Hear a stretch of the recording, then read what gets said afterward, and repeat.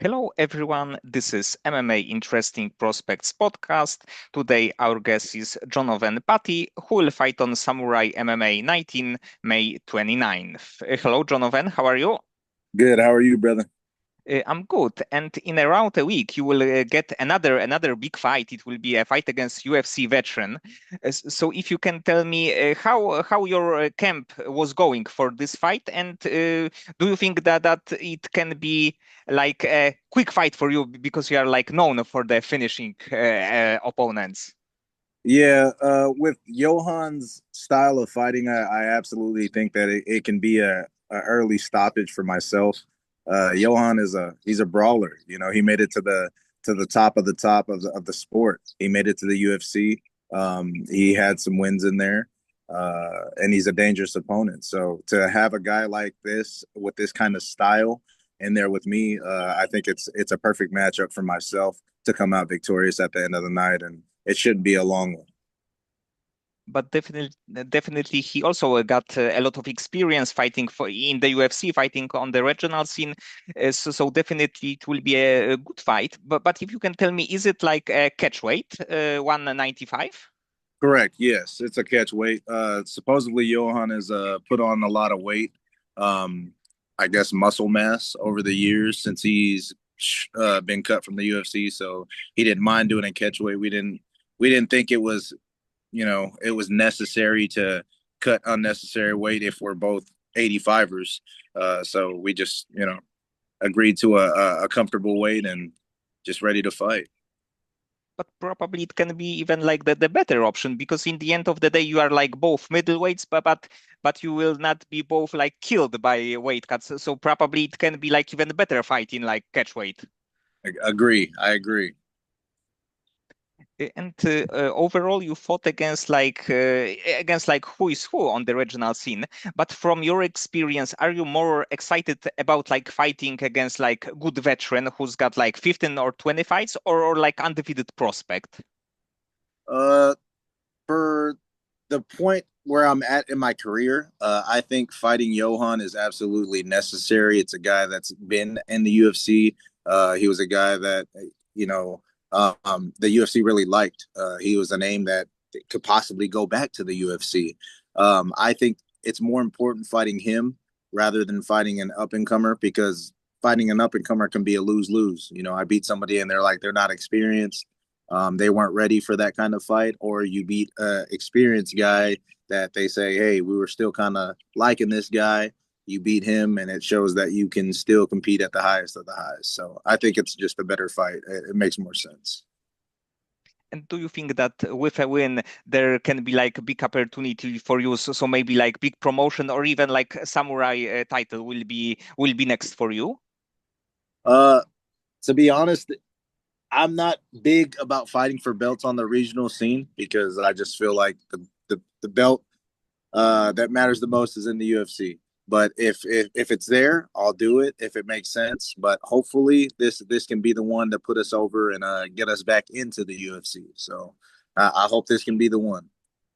And actually, you won like a few years ago, title on the regional scene by winning against like Pfeiffer, who made a lot of noise in the UFC. So probably it is like nice thing to have like win over such a good guy. Yeah, absolutely. I think that's probably one of my most significant wins on my record. With the guy that's doing something in the UFC now. You know, he just beat if arguably the best striker in the UFC. So having that on my resume helps out a little bit, but it's in the past. You know what I mean? I would love to run that one back if he ever wanted it. You know, me and Joe are good friends now, but I know as a fighter, I would love to run all my losses back. So I know if I can make it back up to that circuit, it would be a fight that I'd be willing to give Joe back if Joe wanted to run that back. And also, you were scheduled to fight 2 months ago. And if you can tell me what happened with that fight. So we were preparing to fight this guy. I'm not even gonna give him any. I'm not gonna say his name, but we were 2 days away from the weigh-in, and supposedly he tore his bicep. I don't know what you could be doing 2 days away from the fight to uh, to do something like that, but apparently he tore his bicep 2 days before the weigh-ins, and the fight got pulled. So, um, from that fight, I've basically been in camp for that fight because I got this call shortly after that one, and I've been in camp since that camp. So it's been a long camp. But it's probably really a bad feeling to get this kind of news just 2 days to your fight, because you prepared yourself for a few weeks, and also like mentally you after the fight you can like get rid of this kind of energy, and when there is no fight it's probably not a good feeling for you. Absolutely. Yeah, I was a little distraught. I think I was more upset about my fans. I had a lot of people coming out to support. It was out in San Antonio. So um fighting in Texas is a big deal for me because that's home. So I had a lot of people coming out, and people didn't even get the news that the fight was pulled. So they still went to the fight, and they were expecting me to come out. I didn't come out. My phone was getting blown up on fight night. Like, hey, we're out here. We're excited for you. Getting pictures of my fans and jerseys and shirts, and yeah, just to break that news to them, and not being able to go out and to perform for those who believe in you. That's more where I was hurt. For myself, it is what it is. I can't sit and cry over spilt milk.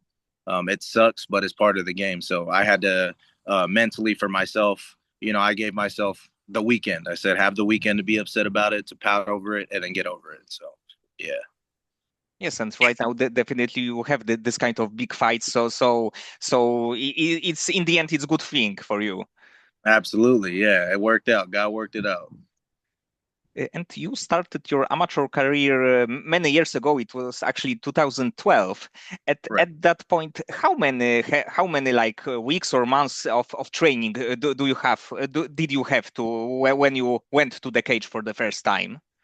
I started in 2000 May. I graduated in May 2012, and I started the first week of June 2012 and took my very first fight in September.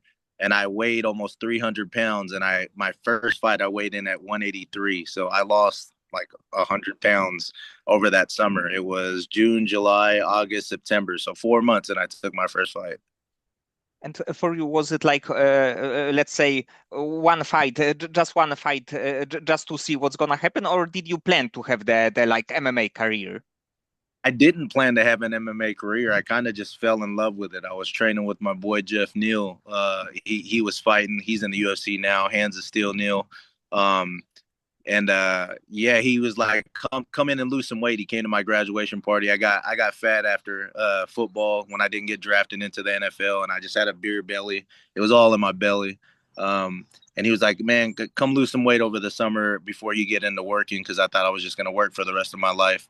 And yeah, I started losing the weight, and it started, I just started falling in love with the sport. And my coach offered it to me. He was like, hey man, like you actually you're pretty good at this. You want to give it a go?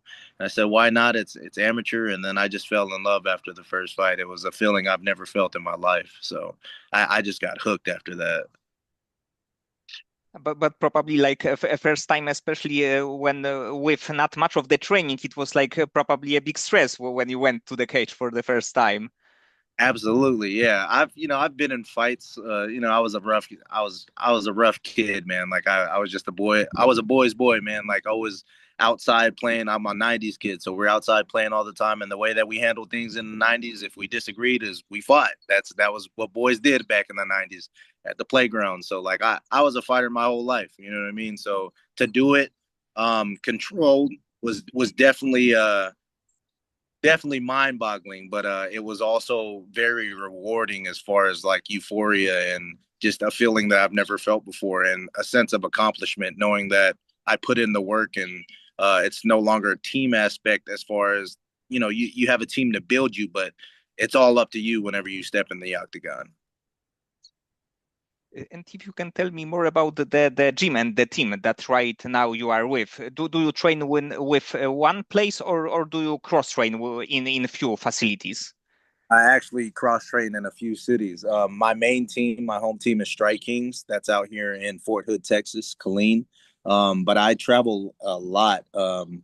I've taken time away from my family. Like I've stayed in Albuquerque with Jackson Winks, I train up in Dallas with Fortis MMA. I train out in Houston with a couple of gyms, but War MMA is my main gym that I train with out there. When I go to Vegas for my other teammates, I go to Couture's, I go to Syndicate.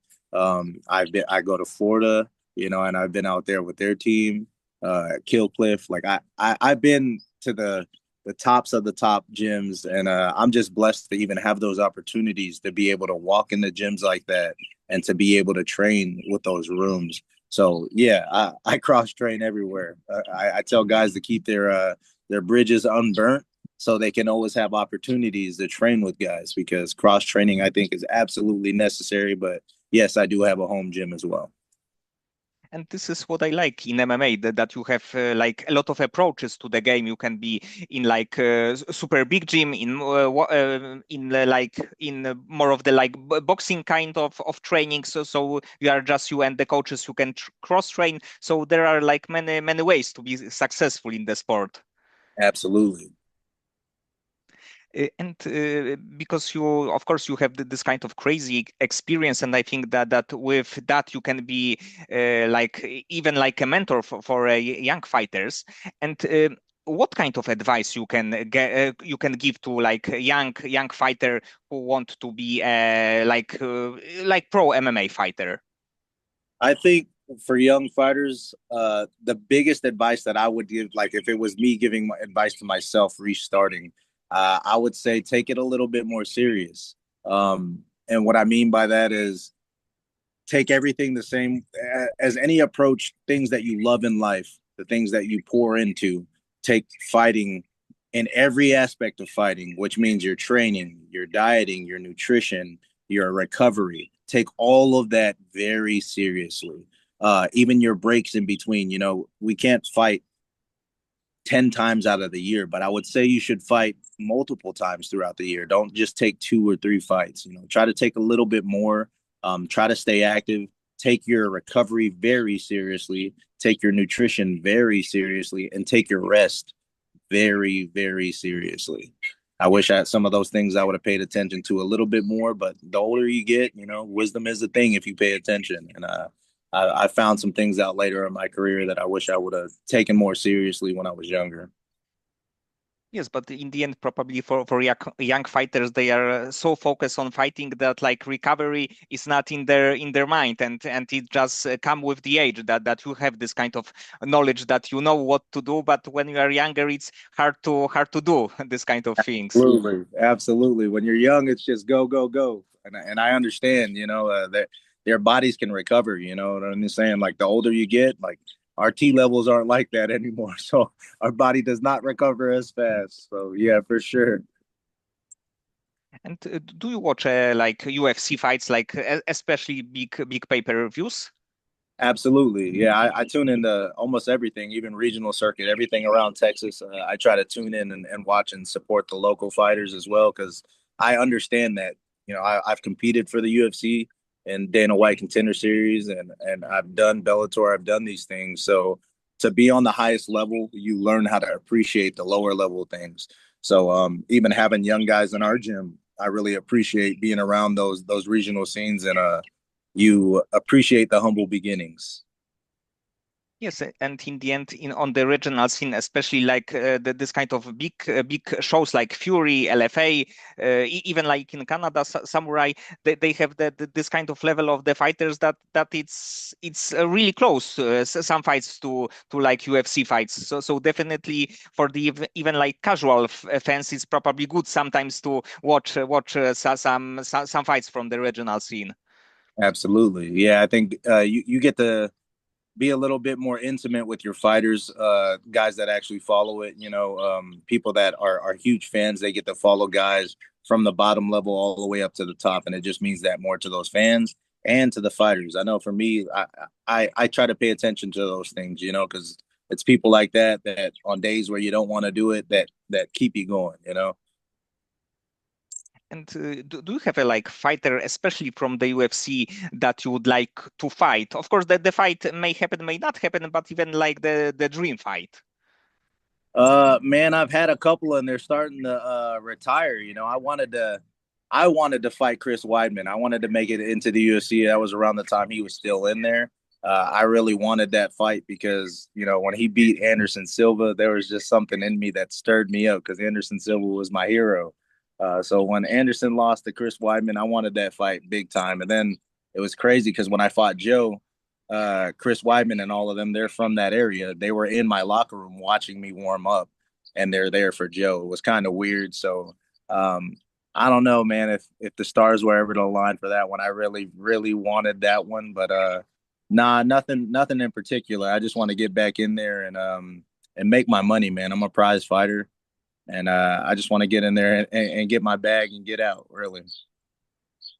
And actually, for me, the first fight like Anderson against Chris was the one of the biggest moment of MMA because it was such a crazy moment. Of course, like Anderson was undefeated for so many years. At that time, the best fighter in the UFC history, and he lost in this kind of like crazy fashion. Yeah, absolutely. Yeah, it was insane. I remember the exact moment where I was at. Uh, it was insane. That was an insane moment, and it paid off for him. And outside of the fight game, when you have a little bit more free time, do you have any other like passions or hobbies not related to combat sports? Man, I really just love to spend time with my family. The older I've gotten, I've realized that that's what it's about. It's about your family and the people that are in your circle. So anytime that anybody around my family or anyone in my circle likes to spend time, really anything that they love to do, I love to do. Like, now my daughter and my wife, they're getting into this game out here. It's called pickleball. And we're huge fans of pickleball. It's great cardio. We go out and play. That's one of the things I love to do with them. My wife is a barrel racer, so she loves horses. We love to go ride horses whenever we get the chance, or anything active. Like, we're real outdoorsy people. So anything that my girls ever want to do, and yeah, anything that anyone else wants to do, they want to go sit down and grab a bite to eat. Man, food is life. So you know, yeah, man, just really enjoying life outside of fighting and understanding what fighting is. It's something I do. It's not who I am. Um, yeah, I enjoy life outside of fighting. And in a few years, do you plan to be a coach or the coach or just a kind of mentor for young fighters? Absolutely. I don't think I could go too far away from the game. I think I'll train for the rest of my life just to stay in shape and active and to be around the game because the game has given me a platform to express who I am, who I actually am. So, um, coaching, I would absolutely be interested in something like that, but I don't think I would ever want to own a gym. The stress on all that, owning a gym and all that stuff. I think I would just want to coach at a gym, but who knows? God, it's in God's hands, and we'll see what He leads us to. Okay, Jhonoven, so many thanks for the time and for conversation. I think actually that this fight is like really, really big because you have this kind of crazy finishing abilities. Your opponent is a UFC veteran, so I think that in the end it would be like really, really good fight. And of course, I hope that you will win this one and you will get maybe some big opportunity also in your next fight. Absolutely. Yeah, man, I appreciate it. And yeah, I think next Friday it's gonna be a great show, and it's a great time for me to display who I am and what I'm about. And it's just it's the time is now. Like, the time is now. I have to take advantage of it. So yeah, I think big things are coming after this as long as I handle business next Friday.